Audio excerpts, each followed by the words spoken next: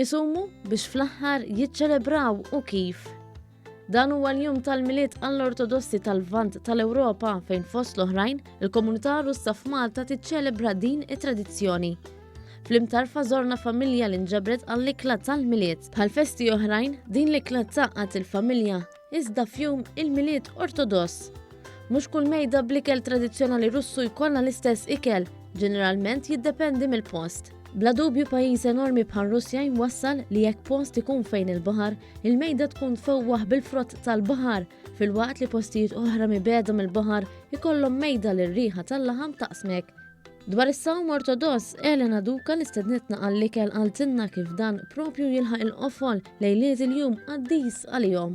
Would fast the day before Christmas on the 6th, have some sweet rice when the first star appears on the sky.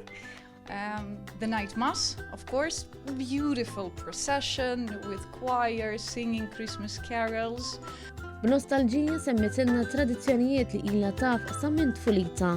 Well, since the New Year's is big in Russia as well, so most of people exchange presents for the New Year. So Christmas would be there for religious presents or, presents with meaning.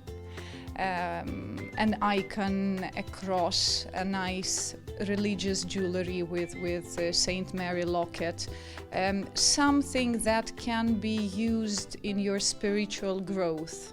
Elena hija grata għal Maltin li laqgħu lilha u l-komunità li tiċċelebra bisħieħ it-tradizzjoni tal-miliet Ortodoss u bħall-aħwa Maltin tat l-awguri f'ċelebrazzjoni ta' paċi u slim. Братья и сестры, с Рождеством!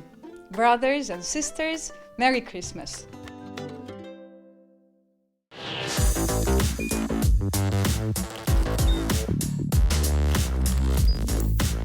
Idħol fuq one.com.mt u hemmhekk tista' tara l-programmi kollha li jxandru fuq One permezz ta' One Play.